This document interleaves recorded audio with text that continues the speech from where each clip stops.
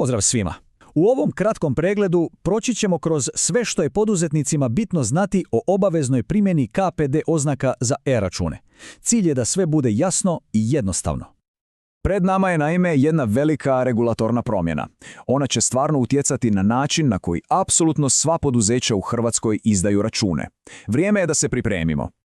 Ok, da vidimo što to točno znači. Zakon o fiskalizaciji uvodi jedan novi i rekao bih ključan podatak na svaku, ali baš svaku stavku B2B računa. Dakle, ne na računu cijelini, nego na svaku pojedinu stavku.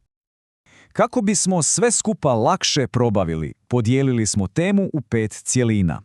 Proći ćemo kroz sve od osnova do praktičnih savjeta, tako da na kraju imate kompletnu sliku. Pa krenimo od početka. Prvo i osnovno da razjasnimo što je uopće taj KPD sustav i zašto je važan. Najlakše je to zamisliti kao jedan, recimo, ogroman i detaljno strukturiran katalog. Katalog koji povezuje apsolutno svaki proizvod ili uslugu s točno određenom gospodarstvom djelatnošću. Ono što je ovdje jako bitno za shvatiti jest da ovo nije neko naše lokalno pravilo izmišljeno samo za Hrvatsku. Ne, ovo je dio jednog puno većeg, integriranog europskog sustava koji osigurava da su podaci svugdje usporedivi. A pogledajte sada ovu strukturu.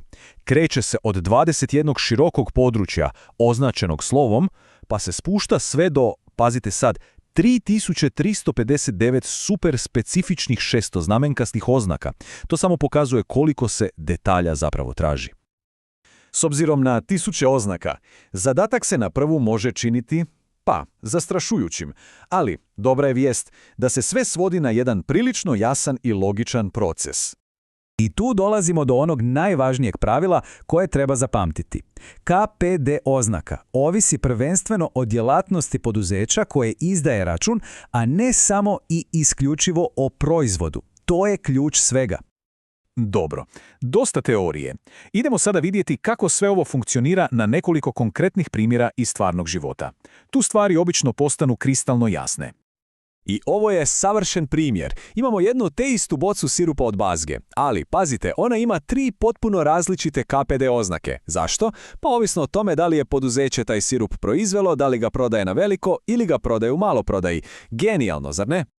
Apsolutno ista logika vrijedi i za usluge. Nije sve jedno. KPD oznaka mora precizno odražavati baš onu uslugu koja je navedena kao stavka na računu, a ne samo neku općenitu poslovnu kategoriju kojom se firma bavi. Jasno je da ovakva nova obveza otvara mnoga praktična pitanja i nedoumice, pa hajde da odmah riješimo nekoliko onih koja se najčešće pojavljuju u praksi. Evo jedne vrlo česte situacije. Poduzeće prodaje nešto što mu nije redovni proizvod, recimo službeni automobil ili stari namještaj. Što onda? Logika iza ovoga je zapravo vrlo jednostavna. U toj jednoj specifičnoj transakciji poduzeće, bez obzira čime se inače bavi, nastupa u ulozi trgovca tom imovinom i zato se koristi oznaka iz područja trgovine. Idemo dalje, još jedno super često pitanje. Što je s prefakturiranjem troškova? Recimo putni troškovi koji su nastali dok se obavljala neka usluga za klijenta. Dakle, pravilo je jasno. Taj trošak je neraskidovo vezan za glavnu uslugu. Zbog toga dijeli i istu klasifikacijsku oznaku. U opisu stavke se samo navede o čemu se točno radi. I to je to. Ovo je isto jedna česta dilema. Mijenja li se KPD oznaka ovisno o tome tko je kupac? Je li to firma ili fizička osoba?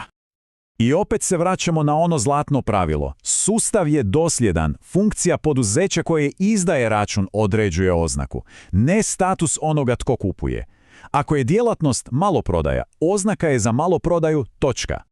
U redu, prošli smo kroz puno toga, pa idemo sada izvući ono najvažnije što treba ponijeti odavde kako bi prijelaz na novi sustav bio što bezbolniji.